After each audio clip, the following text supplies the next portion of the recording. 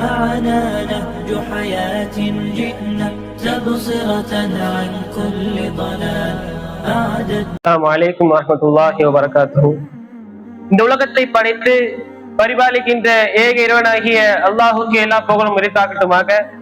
அவனது சாந்தியும் சமாதானமும் இவ்வுலகிற்காக அனுப்பப்பட்ட அத்துணை நபிமார்கள் மீதும், குறிப்பாக நமக்காக அனுப்பப்பட்ட கண்மணி நாயகம் ஸல்லல்லாஹு அலைஹி வஸல்லம் அவர்கள் மீதும், அவர்களின் அடிச்சுவற்றை அப்படியே பின்பற்றி வாழ்ந்த உத்தம சத்திய சஹாபாக்கள் மீதும், தாபியீன்கள் மீதும், தபா தாபியின் மீதும், குறிப்பாக இம்மஜ்லிஸில் அமர்ந்திருக்கும் அனைவர்கள் மீதும் அல்லாஹ்வின் சாந்தியும் சமாதானமும் என்றென்று நின்று நிலவட்டுமாக என்ற பிரார்த்தித்த வண்ணம் என் உரையை ஆரம்பம் செய்கின்றேன்.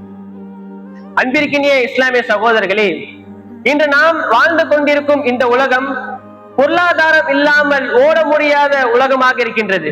பணம் இல்லாமல் வாழ்க்கை நகர முடியாத காலமாக இருக்கின்றது. ஆனால் அதே நேரத்தில் பணமே வாழ்க்கையாக மாறிவிட்டதா? பணமே இறைவனாக மாறிவிட்டதா? மனித மதிப்பு, மனித மரியாதை இவை அனைத்தும் பணத்திற்கு தள்ளப்பட்டு விட்டதா? இந்த கேள்விகளுக்கெல்லாம் பல சித்தாந்தங்களும் பல கொள்கைகளும் பதிலளித்திருந்தாலும் இதைவிட தெள்ள தெளிவாக 1400 வருடங்களுக்கு முன்பே இஸ்லாம் சொல்லிவிட்டது. ஆம் சகோதரர்களே, குர்ஆனிலும் நபிகள் நாயகம் ஸல்லல்லாஹு அலைஹி வஸல்லம் அவர்களுடைய வாழ்க்கையிலும் அவருடைய வாழ்க்கையிலும் பொருளாதாரத்தை மட்டுமல்ல, மாறாக ஒட்டுமொத்த வாழ்க்கை வழிகாட்டியாக ஒரு முன்மாதிரியாக நபிகள் நாயகம் ஸல்லல்லாஹு அலைஹி வஸல்லம் அவர்கள் சிறந்து வருகிறார்கள். அன்பிற்கினிய இஸ்லாமிய சகோதரர்களே, ஒரு உண்மையை நாம் தெள்ள தெளிவாக தெரிந்து கொள்ள வேண்டும். பிறகு நம் சமுதாய மக்களுக்கு அதை எடுத்து சொல்ல வேண்டும். இஸ்லாம் ஒருபோதும் பொருளாதாரத்தை நிராகரிக்கவில்லை. இஸ்லாம் ஒருபோதும் ஏழ்மையை போற்றவில்லை. இஸ்லாம் ஒருபோதும் செல்வத்தை வெறுக்கவில்லை. மேலும் இஸ்லாம் வியாபாரத்தை தடை செய்யவில்லை. மாறாக இஸ்லாம் அநியாயத்தை தடை செய்கின்றது, சுரண்டலை தடை செய்கின்றது, வட்டி, மோசடி, வீண் செலவு, ஆடம்பரம் இவை அனைத்தையும் அடியோடு தடை செய்கின்றது. மேலும் இது பெரும் குற்றம் என்று இஸ்லாம் கூறுகின்றது. அல்லாஹ் தஆலா குர்ஆனில் கூறி காட்டுகின்றான், அஹல்லல்லாஹு பைஅ வ ஹர்ரம ரிபா. அல்லாஹ் வியாபாரத்தை அனுமதிக்கின்றான், மேலும் வட்டியை ஹராமாக்குகின்றான்.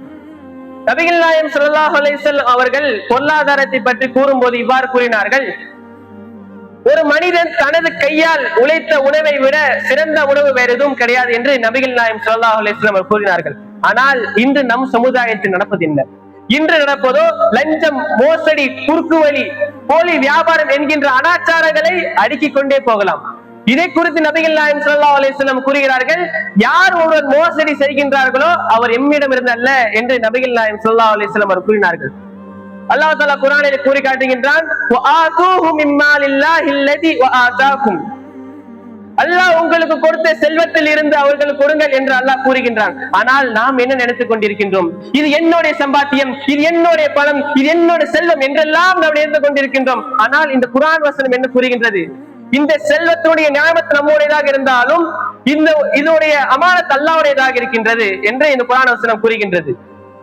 அல்லாஹ் தஆலா மேலும் குர்ஆனில் கூறி காட்டுகின்றான், கைல யகூன தூலத்தம் பைனல் அக்னியாஇ மின்கும்.